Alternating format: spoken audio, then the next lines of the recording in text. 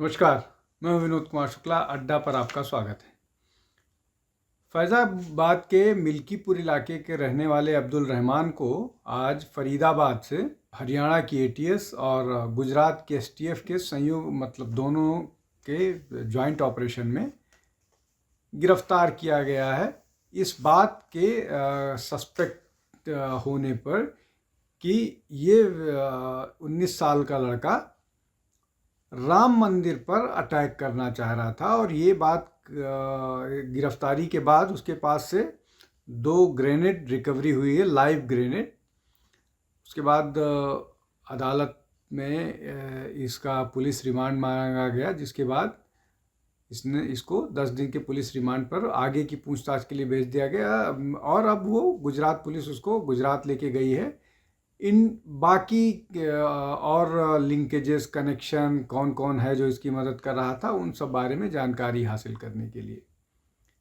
लेकिन अब ये जो पूरा का पूरा मसला है कि राम मंदिर पर आक्रमण करना, राम मंदिर को लेकर के ये और एक 19 साल का बच्चा इस तरह की बात कर रहा है, इसको थोड़ा समझने की कोशिश करते हैं कि किस तरह से पॉलिटिक्स ने, विशेष रूप से हिंदुस्तान में जो माइनॉरिटी पॉलिटिक्स और मुस्लिम पॉलिटिक्स में रेडिकलाइजेशन है, उसने कितना ख़राब किया है चीज़ों को।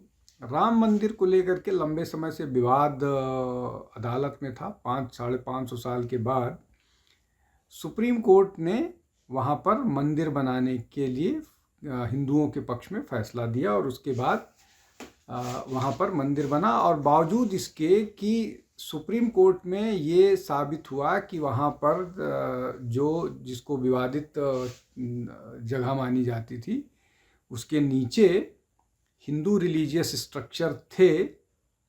इसके बावजूद मुस्लिम पक्ष को 5 एकड़ ज़मीन दी गई कि मन में कोई उस तरह की भावना ना रहे। तो जबकि ये कोई बार्टर नहीं था, लेकिन उसके बावजूद जो है मुस्लिम पक्ष को 5 एकड़ की ज़मीन सरकार ने उपलब्ध कराई और वहाँ पर मस्जिद का निर्माण भी हो रहा है। लेकिन ये जो पूरा का पूरा मामला है, सुप्रीम कोर्ट के फैसले के बावजूद, जबकि मुस्लिम कम्युनिटी और मुस्लिम लीडर्स और जो राजनीतिक लीडर्स हैं वो लगातार ये कहते रहे हैं कि जो कोर्ट का फैसला होगा वो आखिरी होगा, वो सबको मंजूर होगा। लेकिन कोर्ट का सर्वसम्मति से फैसला आने के बावजूद, और इस बात को भी इंश्योर किया गया जब कॉलेजियम ने डिसाइड किया था 5 नाम, तो असदुद्दीन ओवैसी ने ऑब्जेक्शन किया था कि एमआईएम के नेता कि उसमें कोई मुस्लिम नेता नहीं है, तो उस कॉलेजियम में एक मुस्लिम नेता को, मुस्लिम जज को भी शामिल किया गया था। उसके बाद उसमें जो है फैसला 5-0 से आया हिंदू पक्ष में।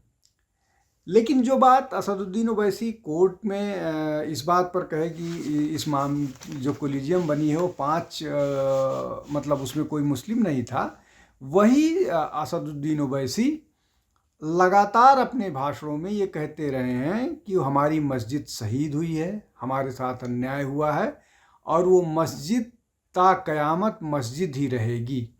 और इस तरह की बात करके वो युवाओं को लगातार भड़काते रहे। एक और नेता हैं साजिद रशीदी, जो अभी अचानक उनमें कुछ बदलाव आया है और वो दिल्ली के चुनाव में उन्होंने दावा किया है कि उन्होंने भारतीय जनता पार्टी को वोट किया है। लेकिन वो भी इस तरह के बयानों के लिए जाने जाते हैं, जब उन्होंने बोला था कि जब हमारी मेजॉरिटी होगी तो हम वहाँ पर एक बार फिर मस्जिद तामीर करेंगे, फिर एक बार मस्जिद बनवाएंगे। कांग्रेस का पुराना इतिहास है, जब नरसिम्हा राव ने ये कहा था कि हम जो जहाँ पर विवादित ढांचा था वहाँ पर फिर मस्जिद बनाएंगे। इस तरह की बातें होती रही हैं। लेकिन ये जो मुस्लिम नेता हैं, चाहे स्कॉलर्स हैं, कम्युनिटी लीडर्स हैं या धार्मिक नेता हैं, ये लगातार युवाओं को इन सब मामले में भड़काते रहते हैं। और ये इसी तरह की बात करते हैं कि जो मस्जिद है वो ताउम्र ता क़यामत मस्जिद रहेगी। और उसी का परिणाम है कि कोई 19 साल का बच्चा जो है वो इस तरह के चीज़ों में आ गया और और वो इस तरह की गतिविधि में शामिल है। और वो उसी ज़िले का रहने वाला है जिस ज़िले में अयोध्या है, राम मंदिर जहाँ पर बना है, मिल्कीपुर इलाका है जहाँ भी विधानसभा के चुनाव हुए हैं। और जो खबरें आ रही हैं उन खबरों में ऐसा निकल कर के आया है कि जब उसको रिमांड के लिए पेश किया गया था कोर्ट में, तो जब जो जज साहब हैं, जज महोदय, उन्होंने जानने की कोशिश की कि क्या वो किसी ऐसी जगह पर या किसी भीड़ भाड़ वाली जगह पर या कोई इस तरह की जगह, कोई किसी अन्य जगह पर अटैक का प्लान कर रहा था, तो उसने साफ तौर पर कहा कि नहीं, उसका टारगेट जो है वो राम मंदिर ही था। तो आप कल्पना कर सकते हैं कि कितना रेडिकलाइज कर दिया गया है। और हर रोज़ आप टीवी चैनल्स पर बैठ कर के देखिए तो किस तरह से राम मंदिर के फैसले पर झूठ बोला जाता है कि वो उसके नीचे कहीं मंदिर नहीं मिला, और वो और भी झूठ। जबकि राम मंदिर का जो मुकदमा था वो इसका मुकदमा ही, बावजूद इसके कि वहाँ पर इस बात के हजारों प्रमाण मिले हैं कि वो मंदिर ही था, मंदिर जो जहाँ पर विवादित ढांचा था उसके नीचे मंदिर के स्ट्रक्चर मिले हैं और बहुत सारी चीज़ मिले हैं, जबकि वो टाइटल सूट था कि उस पर किसका कब्जा था। और ये बात, ये जो लोग अभी कह रहे हैं कि एक बार जो मस्जिद होती है वो ताक़यामत मस्जिद होती है, यही लोग कहते थे कि वो धर्म का मामला ही नहीं है, वो टाइटल सूट का मामला है। और टाइटल सूट में मुस्लिम पक्ष इस बात को साबित करने में नाकामयाब रहा है कि वहाँ पर उनका कब्जा था। खैर, वो उस पर बहुत एनालिसिस हो चुका है, थ्रेडबेयर।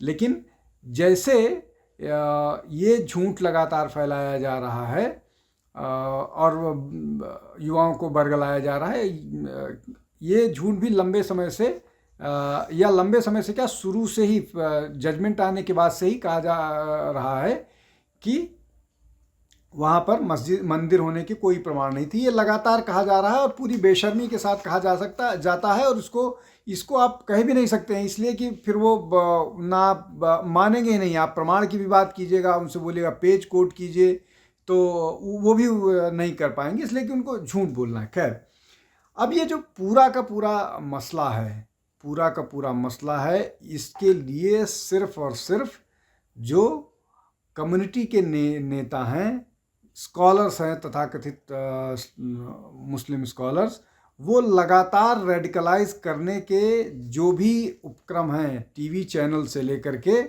और बाकी भाषण जहाँ देते हैं वहाँ इस तरह की बात करते हैं जिससे लोग आक्रोशित होते हैं और आक्रोशित होकर के इस तरह का काम करते हैं, इस तरह के।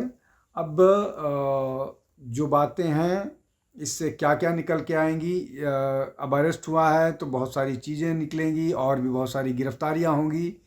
यहाँ तक कहा जा रहा है कि इसको पाकिस्तान से भी लिंक होने की बात कही जा रही है, पाकिस्तान का भी इन्वॉल्वमेंट है, इसलिए कि ये ग्रेनेड उसको कहाँ से मिला या और बाकी चीज़ें उसको कहाँ से मिला, इसमें और कौन कौन लोगों से हैं, इसलिए कि वो 2 बार रेकी भी कर चुका है। तो कौन कौन और लोग हैं जो इस काम में उसकी मदद कर रहे थे, जो राम मंदिर को अटैक करना चाहते हैं। अब इस पर और भी बहुत सारी चीज़ें धीरे धीरे निकल कर आएंगी, हमारी नज़र रहेगी, हम उन सब के साथ, फैक्ट्स के साथ आपके पास पहुंचेंगे। आज के लिए बस इतना ही।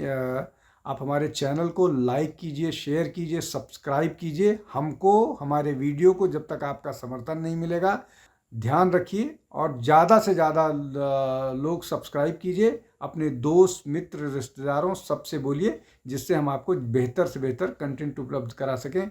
बहुत बहुत धन्यवाद। नमस्कार।